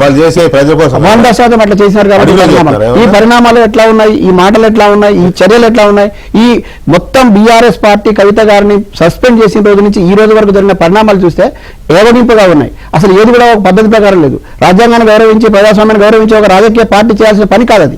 ఇంకొకటి, కవిత గారిని సస్పెండ్ చేసి తీరు కూడా అసలు ఆ రోజు కల్లా వాళ్ళ క్రమశిక్షణ కమిటీనే లేదు. తర్వాత దాన్ని చేసినటువంటి దాంట్లో నైతికత లేదు. రెండోది, నైతికత గురించి మాట్లాడుతున్నారు. నేనేమంటున్నానంటే ఇవాళ నిజాలు మాట్లాడుతుంటే, సత్యాలు మాట్లాడుతుంటే వాళ్ళకి ఇప్పటికి కూడా ఇంకా అర్థమయ్యేటట్లేదు. ఇంకా వాళ్ళు ప్రజల వైపు నుంచి నిలబడి ఆలోచించే పరిస్థితి లేదు. బొల్ల మల్లన మాట్లాడిన అంశాలని నేను మళ్ళీ చెప్తా ఉన్నా. ఇందిరాగాంధీకి సంబంధించి అంశం ప్రస్తావించినారు, ఇంకో రాజకీయ నాయకుడికి సంబంధించి ప్రస్తావించారు. ఎస్, ఇందిరాగాంధీని ఎట్లయితే వాళ్ళు ఇబ్బంది పెట్టి కన్నీళ్లు పెట్టించినారు కదా, కానీ ఇందిరాగాంధీ ఈ దేశ రాజకీయాలను శాసించే పరిస్థితికి ఎట్లా వచ్చింది అనే పరిస్థితి కూడా మనం గమనించుకోవాలి. ఇవాళ నేను చాలా గద్గద స్వరంతో మాట్లాడుతా ఉన్నా, హృదయంలో చాలా బాధతో మాట్లాడుతున్నా. ఇవాళ నాకు తెలిసి రాజకీయాలకు అతీతంగా, కులాల మతాలకు అతీతంగా ఈ తెలంగాణ రాష్ట్రంలో ఉద్యమం జరిగినప్పుడు ఎంతైతే ఆత్మగౌరవం కోసం, అస్తిత్వం కోసం ఆలోచించినప్పుడు ఎంతైతే ఆర్ద్రత నిండినటువంటి గొంతులతో మాట్లాడినారో, ఇవాళ ఈ రాష్ట్రంలో ఉన్నటువంటి మెజారిటీ ప్రజలు కవితక్క ప్రసంగాన్ని మనసు పెట్టి విన్నారు, గుండె లోతుల్లోకి ఆమెను ఆవాహనం చేసుకున్నారు. ఇవాళ ఆమె మాట్లాడిన ప్రతి మాట నిజమనే పరిస్థితి ఇవాళ నమ్మే పరిస్థితి ఉన్నది. ఎన్ని కళ్ళబొల్లి మాటలు చెప్పినా, ఎన్ని అబద్ధాలు మాట్లాడినా, ఇక కవితక్కను వాళ్ళు అవమానించిన తీరు కానీ, పంపించిన తీరు కానీ, వీళ్ళు ఎన్ని రకాలు చేసినా వాళ్ళకి క్షమాపణ, వాళ్ళు క్షమించే అవకాశం ప్రజలు ఇవ్వరు. రెండోది, నేను ఇప్పుడు ఏమంటున్నా, వారసురాలుగా ఉన్నది కాబట్టి గుర్తింపని నిన్నటి దాకా మాట్లాడకండి. రెండోది, ఆమెకేదో కేసీఆర్ గారి చరిస్మా ఉందని మాట్లాడినారు, ఇంకా మాట్లాడకండి. ఎందుకు చెప్తున్నాను ఈ మాట అంటే, 2001లో ఆయన పెట్టిన, 2006లో వచ్చినప్పటి నుంచి ఇప్పటిదాకా ఇంట్లో కూర్చోలేదు. నేను పదే చెప్తా ఉన్నా. ఇప్పటిదాకా ఆమె చెమట చిందించింది, నెత్తురు చిందించింది, ఉద్యమంలో ముందు వారసగా నిలబడ్డది, ఇవాటి వరకు కూడా ప్రజల వైపు నిలబడింది. నిన్నటి దాకా మేము ప్రజాక్షేత్రంలో, ఇప్పుడు ఈ రోజు కూడా ప్రజాక్షేత్రంలో ప్రజాబాట పేరుతో వెళ్తా ఉన్నాం. మేము ప్రజల కోసం ఆలోచిస్తాను. తెలంగాణ ఆత్మగౌరవం కోసం ఎట్లయితే నిలబడ్డమో, ఇవాళ సామాజిక తెలంగాణకు సంబంధించిన అంశంలో కూడా బలంగా ప్రయత్నం చేస్తా ఉన్నాం. ఈ టైంపాస్ రాజకీయాలు చేయట్లేదు. ఇవాళ శాసన మండలిలో కానీ, శాసనసభలో కానీ ఎవరండి పారిపోయింది, ఎందుకు పారిపోయినారు? ఇవాళ ఆ వస్తున్న విషయం తెలుసు కదా. మీకు నిజంగానే ప్రజాస్వామ్యం మీద గౌరవం ఉంటే ఎందుకు రాలేదు, ఎందుకు ఖండించే పరిస్థితి మీకు ఎందుకు లేదు? మీరు అవకాశం దుర్వినియోగం ఎందుకు చేసుకున్నారు? మీరు పారిపోయి ఇవాళ అక్కడ లేకుండా ఆమె మాట్లాడిన ప్రతి మాటకు సమాధానం చెప్పాల్సి వస్తుందని, అబద్ధాలు మేము అక్కడ మళ్ళీ చెప్పలేని పరిస్థితిలో ఉన్నామని తలవంచుకొని వెళ్ళిపోయినారు వాళ్ళు. నిజంగా ధైర్యం ఉంటే, చిత్తశుద్ధి ఉంటే, ఎవరి మీద ఆరోపణలు చేశారో వాళ్ళకి సంబంధించిన వాళ్ళు నిజంగా మాట్లాడమనండి. చెంచాలతో మాట్లాడించడం కానీ, లేకపోతే వేరే వాళ్ళతో మాట్లాడించడం కానీ ఎందుకు చేస్తున్నారు? ఇంకెంతకాలం ఇట్లా మభ్యపెట్టే ప్రయత్నం చేస్తారు? తెలంగాణ ప్రజలు చైతన్యవంతులు. ఇవాళ ప్రెస్ మీట్ పెట్టించారు. కవితక్కను సస్పెండ్ చేయించినది కానీ, కవితకు సస్పెండ్ అయిన రోజు కానీ, ఈ రోజు కానీ మాట్లాడించినటువంటి వాళ్ళు మాట్లాడించినటువంటి మాటలు మీకెందుకు చేత కావట్లేదు అంటున్నాను. నేను వాళ్ళతో ఎందుకు మాట్లాడిస్తున్నారు అంటున్నా. హరీష్ రావు మీద నేరుగా ఆరోపణలు చేశారు. ఇంతకుముందు బ్రదర్ గుర్తు చేసినారు. ఇక్కడ సిరిసిల్లలో, తర్వాత మన సిద్దిపేటలో కలెక్టరేట్ అసలు ఈ తెలంగాణ ప్రజలు మీకు అధికారం దేనికోసం ఇచ్చినారు? ఎందుకోసం మీకు అధికారం ఇచ్చినారు? మీకు అధికారం ఇచ్చింది ఈ ప్రాంతం అభివృద్ధి చెందాలని, ఈ ప్రాంత నిధులు నేరెళ్ల ఘటన బాధితులకు సంబంధించి మాట్లాడితే, ఇంతవరకు నేరెళ్ల ఘటన మీద చర్యలు తీసుకొని కాంగ్రెస్ పార్టీని మేము ప్రశ్నిస్తా ఉంటే, సిద్దిపేటకు సంబంధించిన అంశం కానీ ఇవి కానీ నేను మళ్ళీ చెప్తా ఉన్నా. మిత్రుడు అడిగినాడు, ఇందాక మాట్లాడుతున్నా చెప్తున్నాడు, మీరు కూడా అడిగినారు. నేను ఈ వేదిక ద్వారా చెప్తున్నాను, ఖచ్చితంగా ఎవరైతే పాపాల పుట్టను ఏర్పాటు చేస్తున్న పుట్టలు పగలగొడతాం, ఖచ్చితంగా ప్రజాక్షేత్రంలో నిలబెడతాం.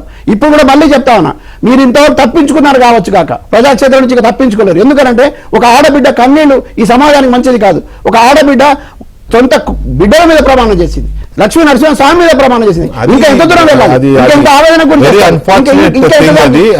తీసుకెళ్తారు.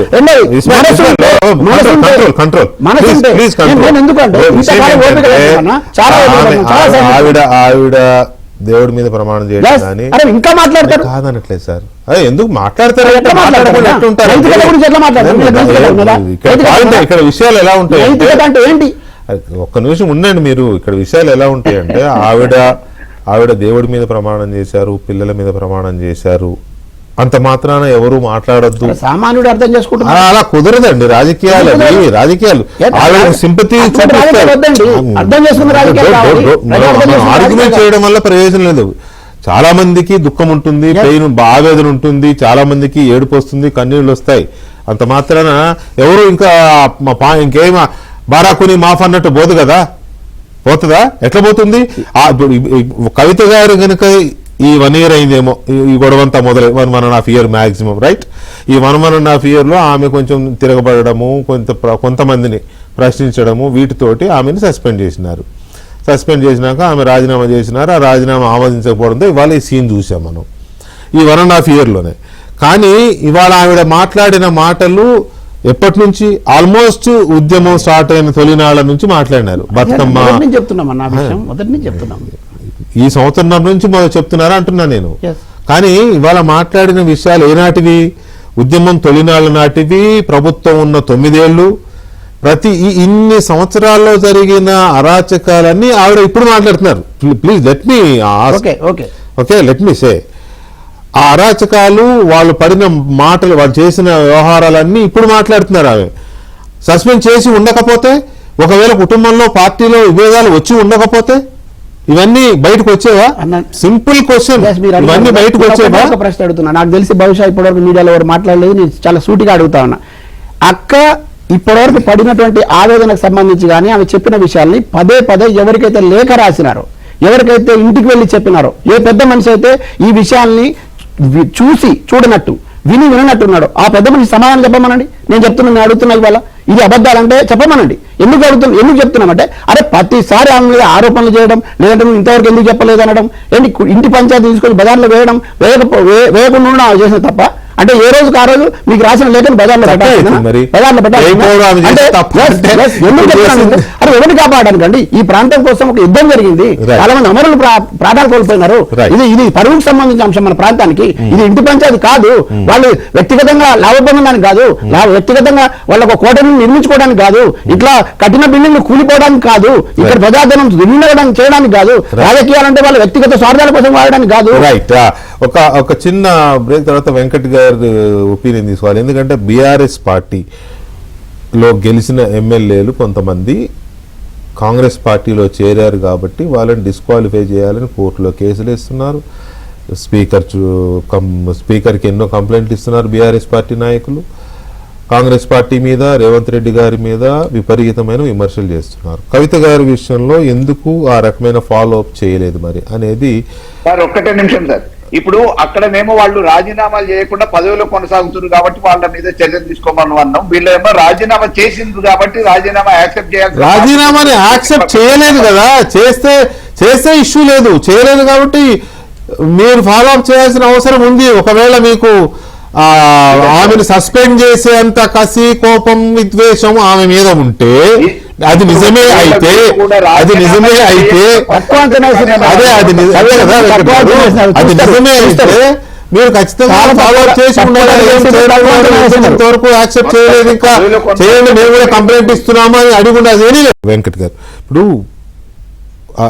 ఎవరైతే పార్టీ మారారని అంటున్నారో 10-11 మంది ఎమ్మెల్యేలు, వాళ్ళని రేవంత్ రెడ్డి కొనేసాడను, లేకపోతే వీళ్ళమ్ముడు పోయారను, అదను ఇదను రకరకాల విమర్శలు చేస్తున్నారు కదా. కేటీఆర్ గారు, కేసీఆర్ గారు, హరీష్ గారు, పార్టీ నాయకులు అందరూ కోర్టుకు వెళ్ళారు, స్పీకర్ చుట్టూ తిరుగుతున్నారు, ఇవన్నీ జరుగుతున్నాయి. అలాంటప్పుడు ఇప్పుడు కవిత గారితోని కాంగ్రెస్ వాళ్ళే చేయించారు అని మాట్లాడుతున్న నేతలు, కవిత గారిని సస్పెండ్ చేసిన వెంటనే చైర్మన్ కూడా అడగాలి కదా, ఆమెను మేము సస్పెండ్ చేశాము, she's not our party member, ఆమె రిజైన్ చేసింది కాబట్టి వెంటనే ఆమోదించండి, అది కూడా ఫాలో అప్ చేసుకోవాలి కదా. అది ఫాలో అప్ చేసుకోవాలి. అట్ ద సేమ్ టైం ఇంకోటి, ఈరోజు వారి అలిగేషన్, సరే మీరు అన్నట్టు వారికి మాట్లాడే అవకాశం ఇచ్చినప్పుడు అవకాశం ఇవ్వకూడదని చెప్పి, అంటే ముందే టైం తెలిసినప్పుడు, తను రేపు వస్తుంది అని ముందే ప్రెస్లో చెప్పినప్పుడు, పలానా డేట్ రోజు తనకు ఛాన్స్ ఇస్తున్నప్పుడు బీఆర్ఎస్ పార్టీ తరఫున ఎమ్మెల్సీ తనకు ఎట్లా అవకాశం ఇస్తారు? తన రిజిగ్నేషన్ ఇవాళ క్వశ్చన్ చేయొచ్చు, అవకాశం ఇవ్వద్దు అని అక్కడనే క్వశ్చన్ చేస్తే ఈ పరిస్థితి వచ్చేది కదా. సెకండ్ది లేదు, అవకాశం ఇచ్చినాక లేదు వీళ్ళు తప్పు చేయకపోతే వీళ్ళు మళ్ళీ దానికి కౌంటర్ అటాక్ ఇచ్చే ప్రొవిజన్ కూడా వీళ్ళకి ఇస్తుండే చైర్మన్ గారు, మాట్లాడే అవకాశం ఉంటుండే. కానీ కంప్లీట్ గా మాట్లాడకుండా తెలిసే వీళ్ళు వెళ్ళిపోయారంటే దాన్ని ఏ రకంగా అర్థం చేసుకోవాలి? నేను కవిత గారు మాట్లాడిన దానిపైన, వారి ఇంటిగ్రిటీ పైన, సరే వారు ఏం మాట్లాడిండ్రు, వారు ఎంత ఆవేదన బాధతో మాట్లాడారు, దట్ ఈస్ వారు చెప్పినవి ఎంతవరకు ఏంది అన్నది, సరే అది తను ఒక బాధతోటి, వాళ్ళ ఫ్యామిలీలో ఒక పెయిన్ తోటి వారు బయటికి వచ్చి ఈరోజు మాట్లాడిండ్రు.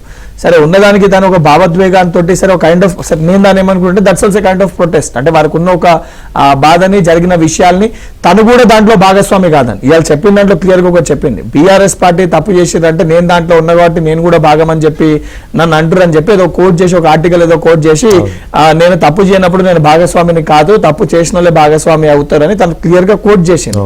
బహుశా యాజ్ నేను ఆ పార్టీ తరఫున రిప్రజెంట్ చేసి ఎమ్మెల్సీకి ఉన్నా కాబట్టి అది నా పైన కూడా రుద్దుకోవద్దనే ఉద్దేశంతో తన ప్రొటెస్ట్ రూపకంలో తన వల్ల తన ఒక ఆవేదనని వ్యక్తపరిచారు.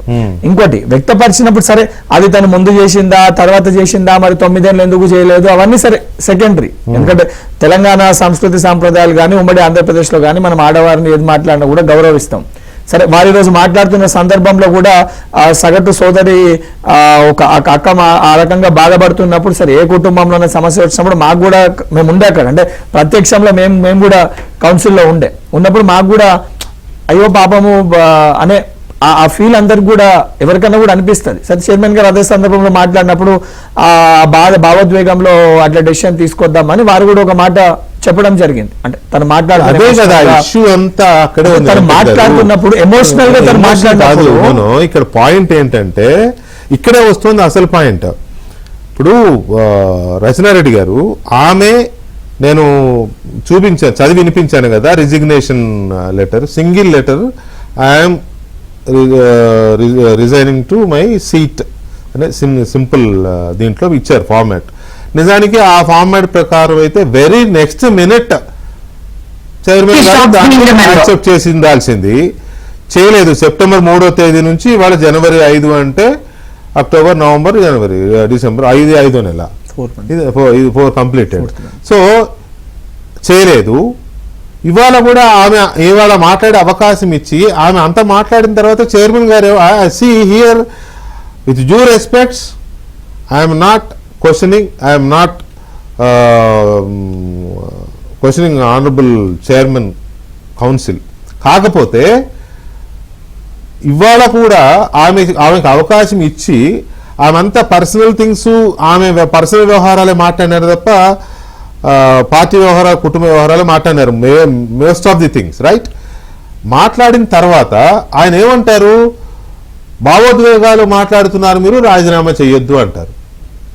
ఇవాళ కదా భావోద్వేగాలు మాట్లాడింది, రిజిగ్నేషన్ ఇచ్చిన దాంట్లో భావోద్వేగాలు లేవు కదా, సింగిల్ లైన్ రిజిగ్నేషన్ కదా. ఇవాళ కూడా నేను అందుకే అన్నాను not to compel to withdraw the resignation. దాన్ని ఎలా చూడాలి మనం, ఈ కాంట్రడిక్టరీ దీన్ని ఎలా చూడాలి మనం? ఈ కాంట్రడిక్షన్ కన్ఫ్యూజన్ లేనే లేదు సార్ ఇక్కడ. అసలు పొలిటికల్ డైవర్షన్ అంత డైవర్షనే. అంటే ఐ మీన్ నేను కవిత గారి ఎమోషనల్ బ్రేక్ అండ్ ఆమె ఫ్యామిలీ ఇష్యూస్ గురించి నేను మాట్లాడదలుచుకోలేను. That's her personal thing. ఇక్కడ క్లియర్ గా జస్ట్ చైర్మన్ కావాల్సుకొని under instructions under very clear and explicit directions ఆమెను రానిచ్చి మాట్లాడాలి. ఇప్పుడు చైర్మన్ గారి డిస్క్రిప్షన్ కూడా కాదు, దీనికి బీఆర్ఎస్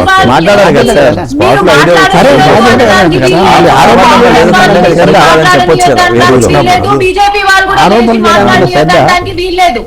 ఎందుకంటే ఇక్కడ అసలు ఆమెకు మాట్లాడే అర్హతనే లేదు. మీరు ఇంకెక్కడన్నా మాట్లాడుకోండి, మీరు మీడియా ముందట మీ ఇంట్లో ప్రెస్ మీట్ పెట్టి ఇంకెక్కడన్నా ప్రెస్ మీట్ పెట్టి ఆఫీస్ లో ఎక్కడన్నా ఇష్టం వచ్చిన జాగాలో మాట్లాడుకోండి, but not in the council or in the assembly. Because business of the state అంటే బిజినెస్ ఆఫ్ ద స్టేటే. పర్సనల్ అఫైర్స్ అయితే పర్సనల్ అఫైర్స్ వదలండి, పార్టీ అఫైర్స్ కూడా మాట్లాడడానికి వీల్లేదు. సో ఇప్పుడు మీరు పర్సనల్ అఫైర్స్ వీళ్ళ మీద చెప్పుడు వాళ్ళ మీద చెప్పుడు, there might be truth in that, there might not be, I'm not answerable to that. కానీ ఇవాళ చైర్మన్ మీరు ఆలోచించుకోండి, ఎమోషనల్ గా మాట్లాడుతున్న ఏంటిది సినిమానా? ఆమె రిజిగ్నేషన్ ఇచ్చింది, మీరు అన్నా ఆమె resigned. She is not a member of the council from September of 2025 period. Full stop. దానికి ఇఫ్ బట్లు కోమాలు సెమికోలంలో ఫుల్ స్టాప్ లేవు. సో ఆమె ఇవాళ డెఫినెట్ ఇక్కడ ఇంత జరిగిన తర్వాత కూడా ఆమె ఆ స్పీచ్ తర్వాత చైర్మన్ గారు అన్నారు మీరు భావోద్వేగాలు వద్దమ్మా, రాజీనామా విషయంలో పునరాలోచించుకోండి అని ఆయన రిక్వెస్ట్ చేస్తే కూడా ఆమె మళ్ళీ లేచి నో సార్ అక్కడ ఆలోచించుకునే అవకాశం ఏం లేదు, ఇప్పటికే లేట్ అయిందని కూడా అందామె. ఆమె ఎవరైతే రిజైన్ చేశారో ఆమె అన్నారు ఇప్పటికే లేట్ అయింది అని. ఎంత జనరాసిటీనో. కాదు, ఇప్పటికే లేట్ అయిందని ఆమె అన్నప్పుడైనా okay resignation has been approved అని ఉండాలి. మరి చైర్మన్ అట్లా కూడా అల్లా వేరే టాపిక్ వెళ్ళిపోయారు. It is, I mean, as a, I'm also a woman and I have a family and we Of have course, issues in yeah. the family also అని చెప్తున్నా. ఈ ఎమోషనల్ డ్రామా అసలు సినిమా కూడా పనికి రాదు సార్. అంత scripted and అంత screen played. అసలు చైర్మన్ కి రూల్స్ తెలియదా లేకపోతే కావాల్సుకునే అది అటకెక్కిచ్చిండా ఎవరికి అర్థమైంది. రచనారెడ్డి గారు ఒక్క నిమిషం, మనతో supreme court senior council Jandhyala Ravishankar గారు ఉన్నారు. ఈ అసెంబ్లీ, ఈ కౌన్సిల్స్, పార్లమెంట్ అఫైర్స్ లో ఎక్స్పర్ట్ అండ్ రాజ్భవన్ కూడా ఆయన కొంతకాలం అడ్వైజర్ గా పనిచేశారు. ఉమ్మడి రాష్ట్రంలో అసెంబ్లీగా కూడా అడ్వైజర్ గా పనిచేశారు. సో రవిశంకర్ గారితో మాట్లాడదాం. రవిశంకర్ గారు నమస్తే. నమస్తే రవిశంకర్ గారు, ఎట్లున్నారు?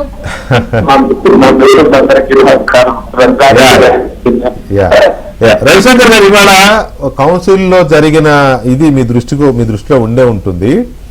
ఆమె 4 నెలల క్రితం రిజైన్ చేశారు. ఇవాళ మాట్లాడే అవకాశం అని 3 రోజుల కింద అడిగితే ఇవాళ టైం ఇచ్చారు. ఇవాళ మాట్లాడినారు. ఏం మాట్లాడారు అని అంటే పూర్తిగా ఏ పార్టీ నుంచి అయితే ఆమె సస్పెండ్ అయ్యారో ఆ పార్టీకి సంబంధించిన అంతర్గత వ్యవహారాలు, అంతర్యుద్ధము, కుటుంబము, సంథింగ్ అఫ్ కోర్స్ కొంత తెలంగాణ ఉద్యమం, ఆ వ్యవహారాలు కూడా మాట్లాడినారులేండి. మా పూర్తిగా అదే అని అనను. కానీ ఈ మొత్తం ఎపిసోడ్ మీద చాలా కాలం అడ్వైజర్గా పనిచేసిన సీనియర్ కౌన్సిల్గా మీ brief at a glance analysis ఏంటి?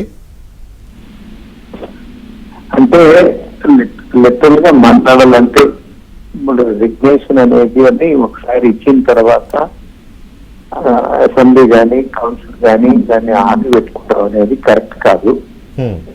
అసెంబ్లీ అనేది కౌన్సిల్ అనేది వాళ్ళకి ఒక రూల్స్ ఉంది. ఏంటంటే మీకు అల్టిమేట్ గా సుప్రీంకోర్టు శ్రీమాన్ బాలాసాహెబ్ పాటిల్ కేసులో చాలా క్లియర్ గా చెప్పింది. వాటిని ఎవరన్నా రిజిగ్నేషన్ ఇస్తే ఇమ్మీడియట్ గా వాళ్ళని పిలిపించేసేసి, అంటే ఈ పిలిపించడం అనేది మళ్ళీ కాన్స్టిట్యూషనల్ అమెండ్మెంట్ గా వచ్చింది. ఆ తర్వాత సోమనాథ్ చటర్జీ గారు ఉన్నప్పుడు దాన్ని చేయించి వాళ్ళని పిలిపించి, అంటే మీ తరఫున నా తరఫున ఎవరన్నా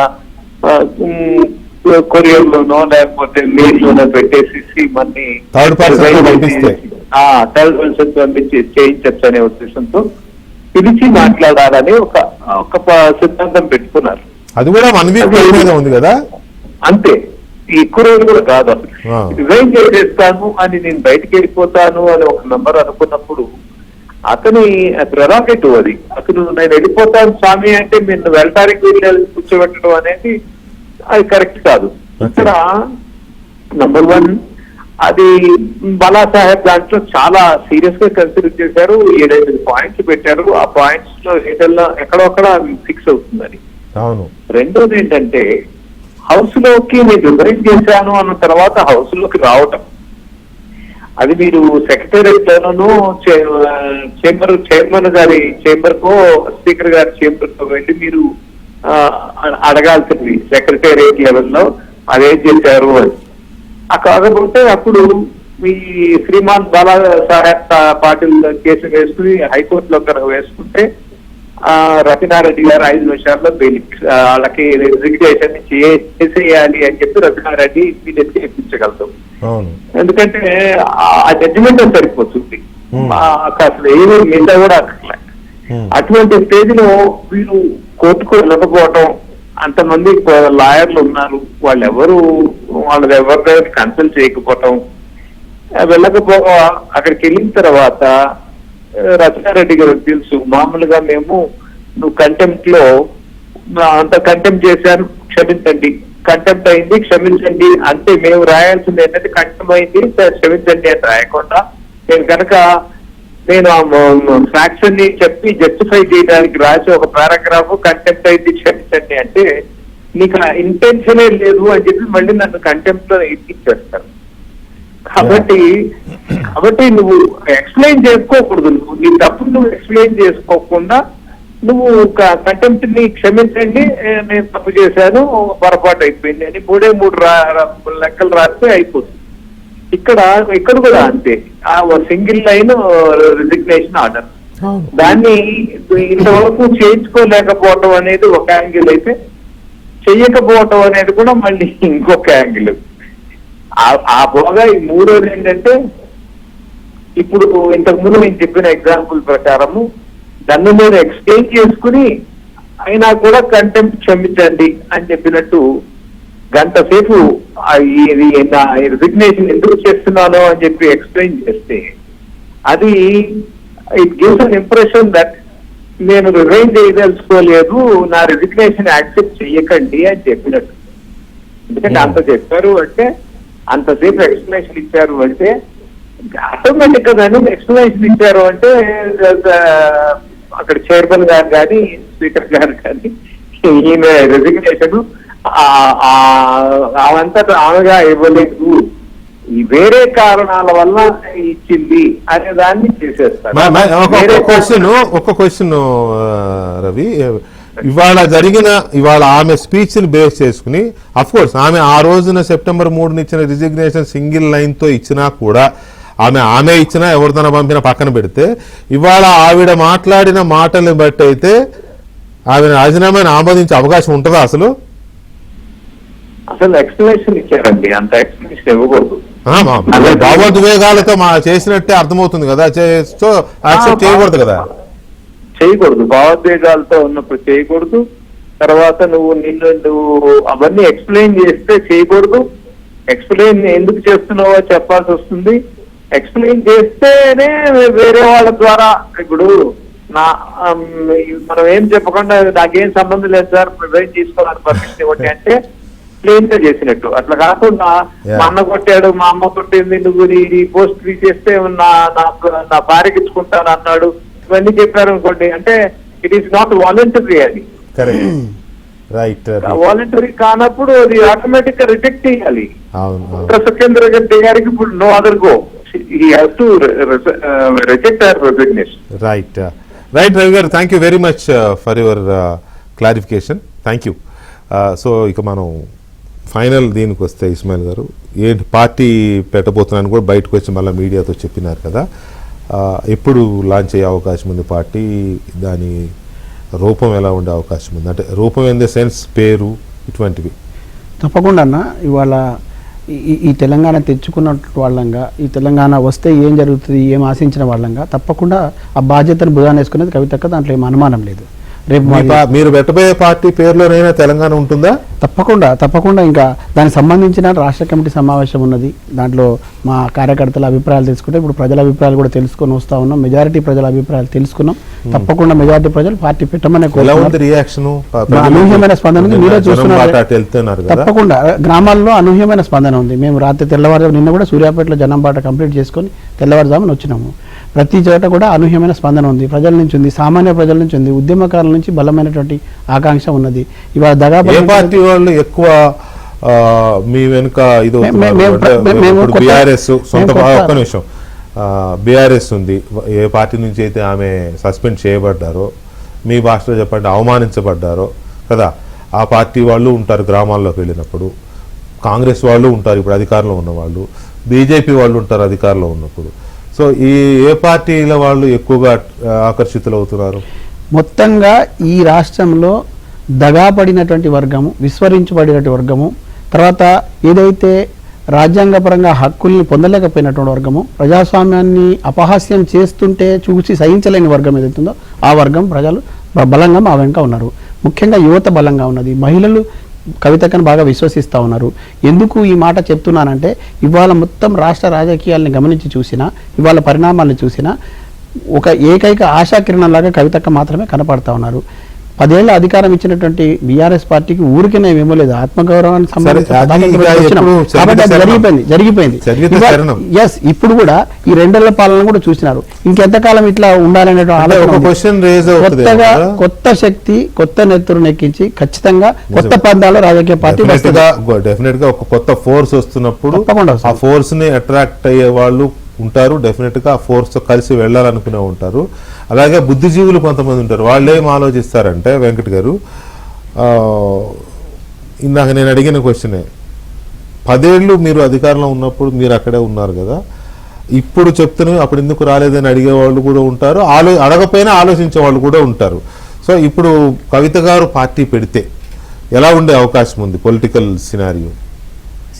ఏదున్నా కూడా సరే, నేను ఇప్పుడు కూడా అది వల్ల సరే ఈరోజు బహిరంగంగా ఏది మాట్లాడినా అంతర్గతంగా వాళ్ళ ఇంట్లో పంచాయతీ అని సరే ఎంతవరకు వద్దన్నా కూడా అది వాస్తవం, అది జరిగింది. చెప్పింది కూడా అదే, ఉన్న దాని గురించి వారు బయటికి వచ్చారు. సరే దాంట్లో ఏదో ఉన్నా కూడా వర్టికల్స్గా బీఆర్ఎస్ పార్టీలో ఉన్న కవిత గారికి సంబంధించి లేదా వారితో వచ్చిన వాళ్ళు ఏదైతే ఉన్నా వర్టికల్స్కి ఏదన్నా వాళ్ళ దాంట్లో ఏదన్నా అంతర్గతంగా వాళ్ళ ఓట్ షేర్ ఏదన్నా వాళ్ళ దానికి ఏదన్నా స్ప్లిట్ అవుతుండొచ్చు తప్ప నాకున్న దానికి సరే ఎనీవే తను ఒక లేడీగా అన్ని రోజులు పాపం అన్ని ఇబ్బందులు పడి జైల్లో ఉండి అన్ని ఎదుర్కొని బయటికి వచ్చినప్పుడు 100% we should accept it. She's a tough lady and సానుభూతి ఎట్లా ఉంటుంది.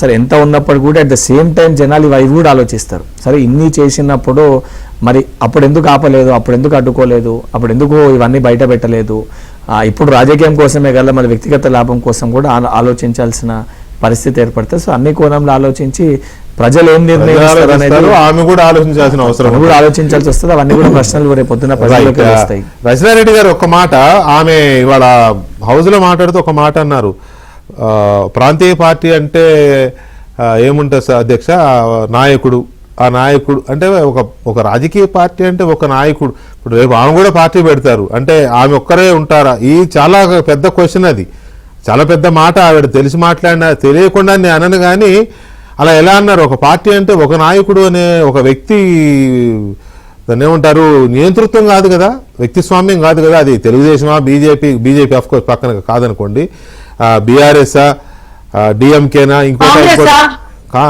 కాంగ్రెస్ జాతీయ పార్టీలే. కానీ అది ఇప్పుడు అట్లా అనుకుంటే కుటుంబం మనుషులు కాదు కదా ఏఐసిసి అధ్యక్షుడు. అట్లా ఆమె ఏమంటారంటే ప్రాంతీయ పార్టీ అంటే ఒక నాయకుడు, ఆయన వ్యవస్థ, అది ఆయన దుకాణం అన్నట్టే ఉంది, అంతే కదా, నా వ్యాపారం నేను చేసుకుంటా, నా సినిమాకి నేనే హీరో అన్నట్టు ఆమె అన్నారు. సో దీని మీద మీ బ్రీఫ్గా ఒక 1 minute చెప్తారా? ఆ ప్రాంతీయ పార్టీలు అన్ని అంటే భారతదేశంలో ఉన్న ప్రాంతీయ పార్టీలు ఇంక్లూడింగ్ టిఎంసి తృణమూల్ కాంగ్రెస్ కూడా కుటుంబ పరంగా నడుస్తున్న ప్రాంతీయ పార్టీలు, అన్ని కాంగ్రెస్ పార్టీని ఫాలో అవుతున్న ప్రాంతీయ పార్టీలే. సో నాయకురాలో అక్కడ హెడ్ ఎప్పుడైనా ఒక్కోళ్ళే ఉంటారు. ఆ హెడ్ ఇన్హెరిటెన్స్ లో ఇంకోళ్ళకు అవకాశం ఇస్తే ఆ ఇంకోళ్ళు వచ్చే అవకాశం ఉంటది. సో ఇప్పుడు కవిత గారు వెళ్ళి ఒక పార్టీ పెట్టిన నాయకురాలు అనే ఉంటది. సో దానికి ఎక్కువ ఆలోచించవలసిన అవసరం లేదు. సో ఆమె personal problems, family problems, whatever, but ఇవ్వాలనైతే అంటే my last this thing is, ఇవ్వాలనైతే కౌన్సిల్ లో తనకు ఒక పెద్ద లాంచ్ ప్యాడ్ కాంగ్రెస్ పార్టీనే ఇచ్చింది. ఒక రకంగా పార్టీ ప్రకటనకు అవకాశం ఇచ్చింది అన్నమాట. Right, thank you very much Rachana Reddy గారు, అలాగే వెంకట్ గారు, ఇస్మాయిల్ గారు, అలాగే మన మల్లయ్య యాదవ్ గారు, రవిశంకర్ గారు, థ్యాంక్ యూ వెరీ మచ్ అండి చర్చలో పాల్గొన్నందుకు. ఇది వాళ్ళ డిబేట్. మళ్ళీ రేపు కలుద్దాం. శుభరాత్రి.